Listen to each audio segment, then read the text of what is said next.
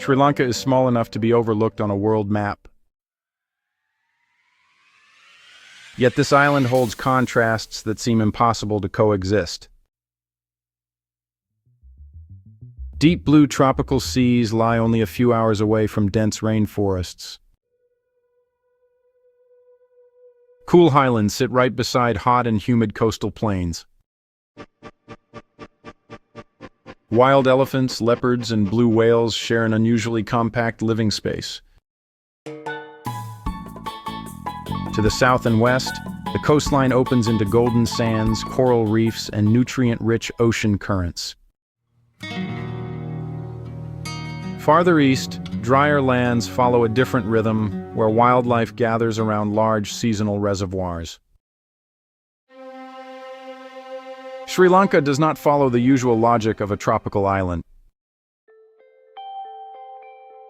Now is the time to explore Sri Lanka, the most unusual tropical island on Earth. Yala National Park opens the first gateway to witnessing the island's most untouched natural landscapes. The monsoon climate creates a clear cycle of dry and wet seasons, shaping the entire landscape and ecosystem of the region. The biodiversity of Yala National Park becomes evident from the very first glance. Sri Lankan leopards move silently through the thorn forests. Sri Lankan elephants travel in small herds between forest and water. Saltwater crocodiles bask along lagoon banks. Water birds and pal gather densely around the lakes, taking advantage of seasonal food sources. Within the meeting zone of dry forest and sea, Yala National Park reveals a wild Sri Lanka filled with vibrant life. The Sri Lankan leopard in Yala National Park is considered one of the rarest and most elusive leopard subspecies in Asia. The entire population exists only on the island of Sri Lanka, with an estimated 800 to 1,000 individuals remaining in the wild. Yala National Park holds the highest density of this leopard, yet, sightings still depend heavily on timing and luck. The Sri Lankan leopard has a compact, muscular body and moves with a low, deliberate gait. Its deep golden coat, marked with large rosettes, allows it to blend seamlessly into dry forests and thorny scrub. During the day, leopards often rest in shaded areas or on elevated rock outcrops. Hunting activity takes place mainly in the early morning and late afternoon. The territory of a single male can range from 30 to 50 kilometers. Individuals rarely encounter one another except during the breeding season. This solitary behavior helps reduce conflict within limited space. The value of the Sri Lankan leopard lies in its role at the top of the food chain. Its presence maintains balance between forest, grassland, and herbivore populations within Yala National Park. The central highlands of Sri Lanka form the ecological heart of the island, where changes in elevation reshape the entire rhythm of nature. This central highland region lies in the middle of Sri Lanka, consisting of continuous mountain ranges and elevated plateaus rising to significant heights. Within a single landscape, rainforest, mountain grassland, and mist-filled valleys exist side by side. The central highlands of Sri Lanka host animal communities closely adapted to cool temperatures and high humidity. Mountain gray langurs move in small groups through upper forests, their dense fur helping them endure cold and moisture. Endemic forest frogs live along streams and are highly sensitive to environmental change.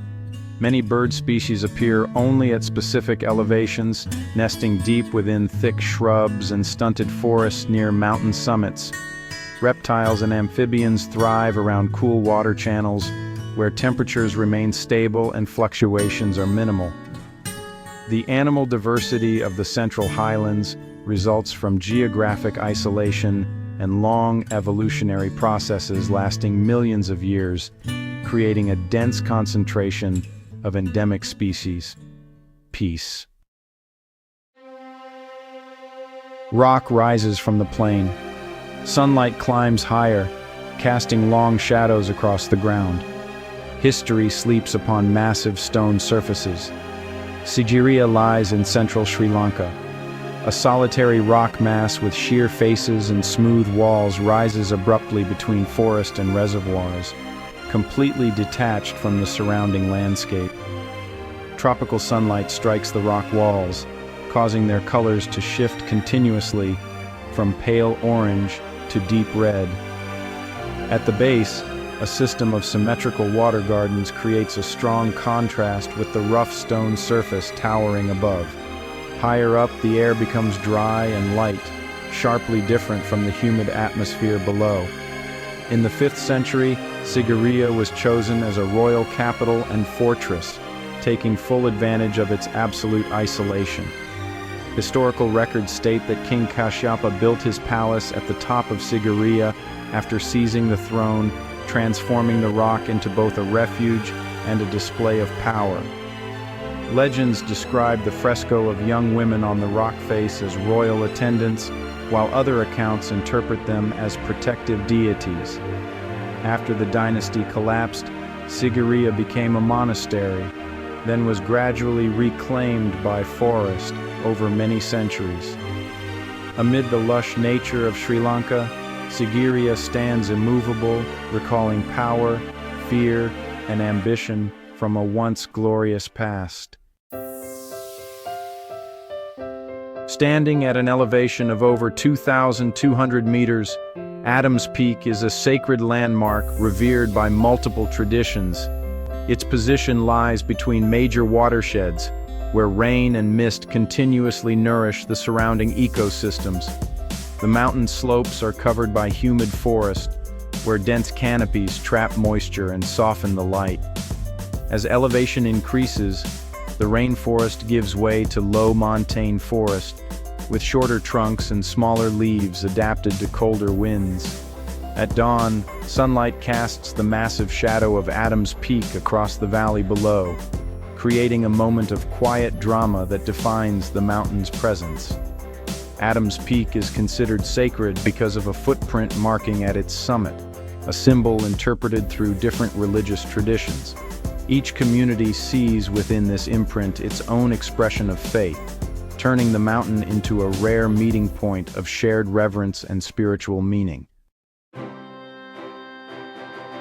At first glance, the Knuckles mountain range already reveals the qualities that have shaped Sri Lanka's reputation for natural richness. Constant changes in elevation combined with heavy rainfall create one of the most diverse ecosystems in the country. Rugged ridgelines stretch one after another, forming sharp silhouettes beneath low-moving clouds. Humid rainforest blankets the lower slopes while montane forest and high-altitude grasslands appear along the upper ridges and summits. Mist moves quickly through the range, sometimes flooding valleys without warning, then breaking apart to reveal streams and exposed rock faces. The terrain of the Knuckles mountain range is deeply fragmented, giving the impression that the landscape changes with every step forward. Local communities live scattered within narrow valleys where farming depends entirely on seasonal rainfall. People grow upland rice, vegetables, and short-cycle root crops. Villages are linked by narrow footpaths following steep slopes.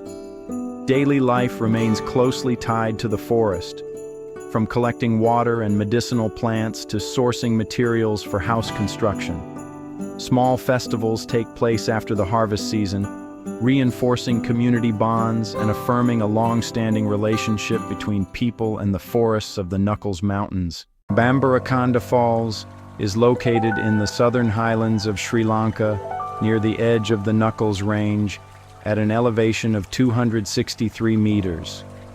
It is the tallest waterfall in Sri Lanka, fed by headwater streams, sustained by mountain rainfall and persistent mist. From a distance, Bambarakanda Falls resembles a wide white veil dropping from a dark rock cliff into a narrow valley below. The falling water generates a fine spray that spreads across the rock surface, keeping the surrounding air cool and damp. The ecosystem around Bambarakanda Falls develops according to rapid changes in moisture and elevation. Lower mountain rainforest covers the base of the falls where moss and ferns cling densely to wet stone. At higher elevations, vegetation becomes thinner, gradually giving way to wind-resistant shrubs. Small streams formed by mist and rainfall weave through rocks before merging into the main cascade. The entire area functions as a closed natural cycle, highly sensitive to changes in water flow and forest cover. At Bambarakanda Falls, Sri Lanka reveals the quiet power of elevation shaped by water and stillness. Kandy City exists around a sacred spiritual treasure, allowing time to slow with the sound of bells and the steady steps of pilgrims. Kandy City lies within the central highlands of Sri Lanka, surrounded by forested hills and narrow valleys. It was once the final capital of the independent Sinhala kingdom. At the heart of the city stands the temple of the sacred tooth relic, which safeguards one of the most important holy relics in Theravada Buddhism.